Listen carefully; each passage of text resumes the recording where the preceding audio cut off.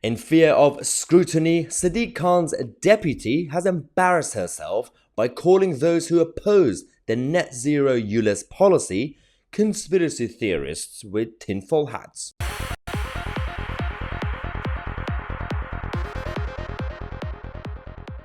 Yes, less than one kids who want to be left-wing. If you lose an argument, instead of actually arguing back with your own facts and figures, it's just probably easier to just call people names.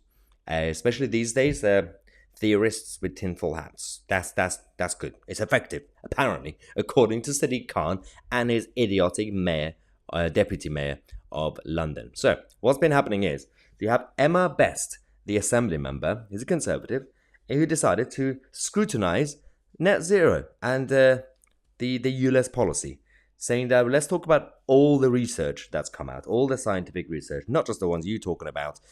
And then you've had Shirley Rodriguez, who is the deputy to Sadiq Khan, responding with, well, any scientist that says something that I don't like, they're probably conspiracy theorists.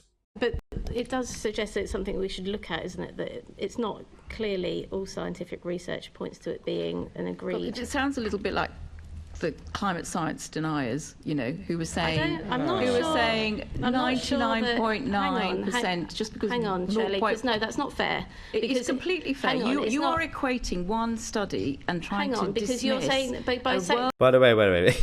This study that she's attacking. She doesn't realize what she's doing. That's what she's going to embarrass herself. She thinks that she's pointing out the deputy. She thinks that she's attacking a random rogue study that hasn't been verified. Just wait for the ending, because it's going to be a surprise. Hang on, no, sorry. On air pollution. No, Shirley, exactly I won't have it. Happened. Stop right now. You cannot say when I'm saying that a policy doesn't work, that it makes me a climate change denier. Yeah. Those are two separate things. So let's have a grown-up debate, okay? Sorry to interrupt again. Emma is coming out of nowhere, for those who are obviously not following London politics. She's very good. I've never actually noticed until now. She's very talented. She's one of the good conservatives, let's just say. Let's follow. Be better than the mayor. That wasn't what I was saying. No, you did. Saying, you just said it sounds like climate change denier. So can you go back? Make that point, but don't say you're a climate change denier because I'm questioning the policy. I did not say that. I said it sounds like a climate change denier. So we're not talking over each other. Do you want to clarify your remarks, Deputy Mayor? I said Yes, just clarify your remarks. You just called her a denier and a research.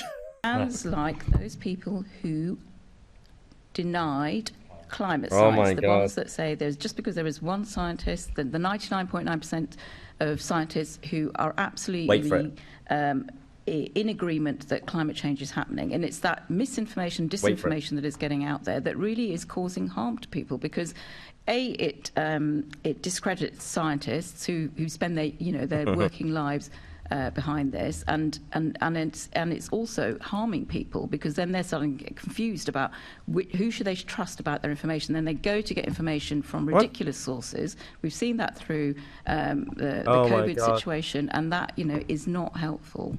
Sorry, she just went on a rant, and I had to play it anyway. She's not addressing the question. She is not answering the actual question.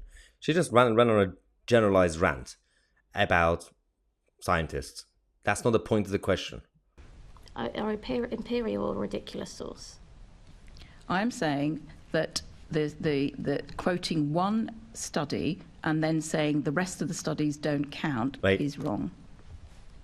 So I don't think I did say that. I just asked if you were looking at all the studies in the round, and you then equated that with climate denial, and you've said that people would be then looking at going to ridiculous sources. I'm quoting from the same institute that you are.